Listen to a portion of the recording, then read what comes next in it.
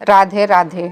4 युगों में से कलयुग को घोर कलयुग कहा गया, जैसे कि सतयुग, त्रेता युग, द्वापर युग और कलयुग में अंतिम युग है।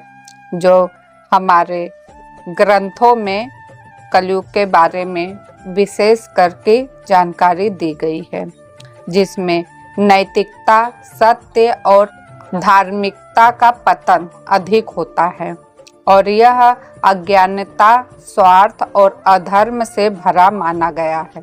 घोर कलयुग शब्द का उपयोग तब किया जाता है जब समाज में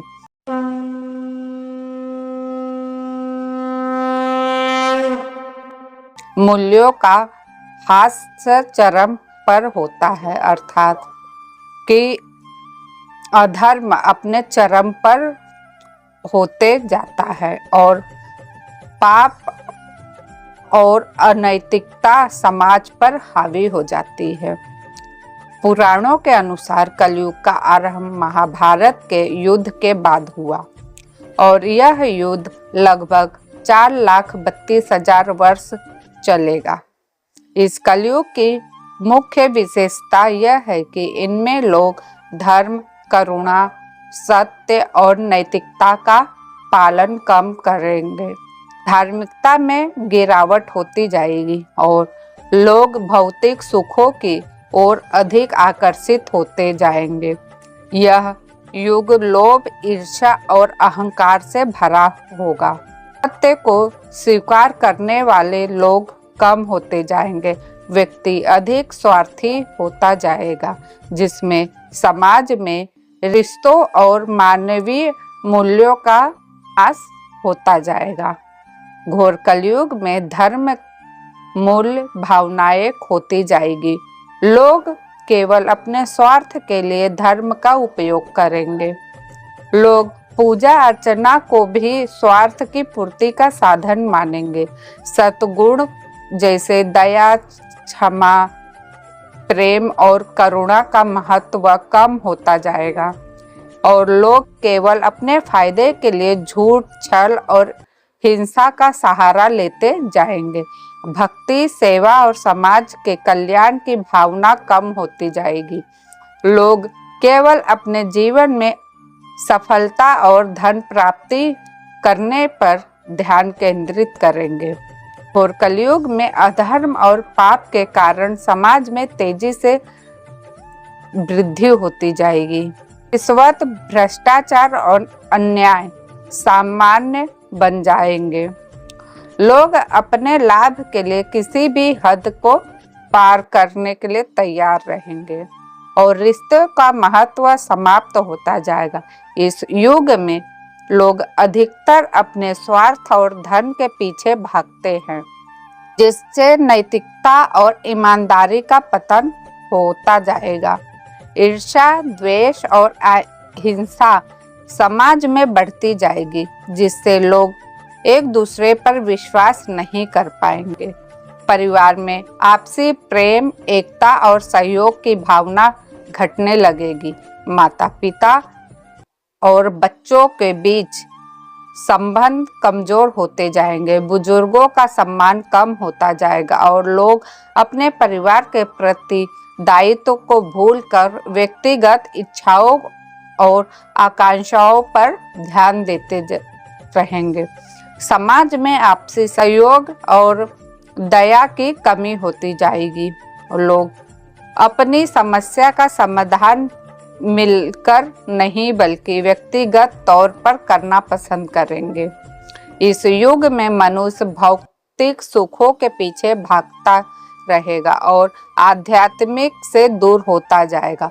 घोर कलयुग में लोग अपने जीवन में कई कठिनाइयों और कष्टों का सामना करते रहेंगे। कई संत, गुरु और महापुरुष इस युग में भी लोगों को सत्य, धर्म और प्रेम का मार्ग दिखाते रहेंगे। सत्संग, ध्यान और आत्म साक्षात्कार के माध्यम से लोग कलयुग के प्रभाव से बच सकते हैं। ईश्वर पर विश्वास करके भक्ति और धर्म के मार्ग पर चलने से इस युग के बुरे प्रभाव को स्वयं को भी बचा सकते हैं। कलयुग एक ऐसा समय है जब समाज में अधर्म, अनीति और अनैतिकता का बोलबाला होता है। लेकिन अगर लोग धर्म को नैतिकता के मार्ग पर चले, दूसरों की सहायता करें और एक दूसरे के प्रति प्रेम और करुणा की भावना रखें, तो इस युग में ईश्वर की कृपा का पात्र हो सकते हैं। हर युग में अच्छाई और बुराई होती है, लेकिन हमें आचरण और सोच के माध्यम से ही युग का प्रभाव को कम करने का प्रयास करना चाहिए। और जिस तरह से हमें बताया गया है कि घोर कलयुग का क्या महत्व है, तो उसके उपाय भी हमें बताए गए।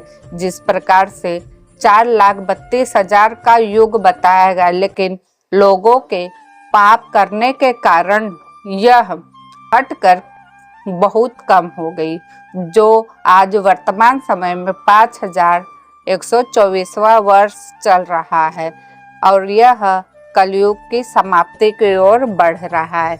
इस संत अच्युतानंद दास जी ने अपने भविष्यमालिका में इसी विषय में खास करके मनुष्यों के उद्धार के लिए कई प्रकार की में बातें बताई हैं, जो हमें कलयुग से बचाने का सटीक उपाय है, जो हम इस कलयुग में भी रहकर ईश्वर की भक्ति कर कर हम अपने पापों को कम कर सकते हैं।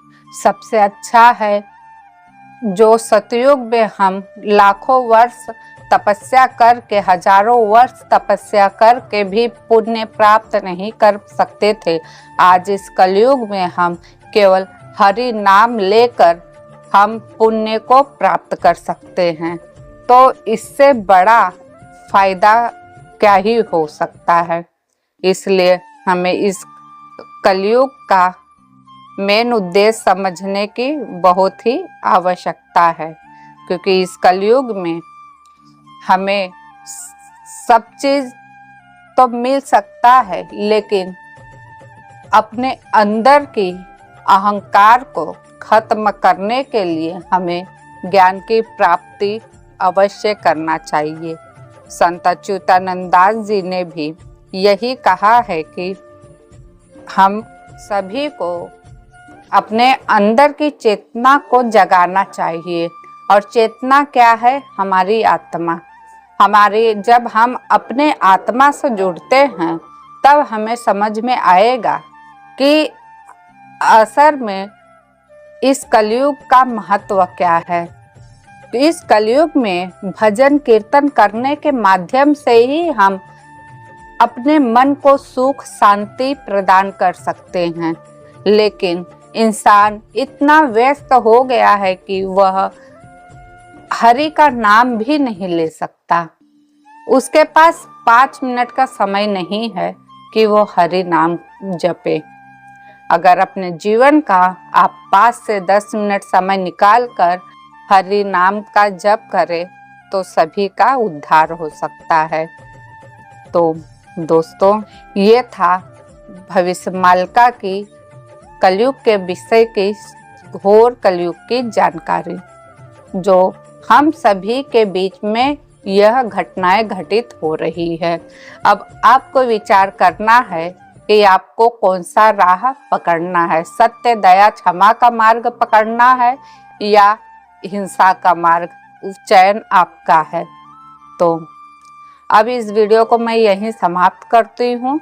अगर यह जानकारी आप लोगों को अच्छी लगी है तो हमारे चैनल को लाइक शेयर सब्सक्राइब अवश्य कीजिएगा। फिर मिलती हूँ नई वीडियो के साथ, नई जानकारी के साथ। तब तक के लिए धन्यवाद। जय श्री कृष्ण, जय जगन्नाथ।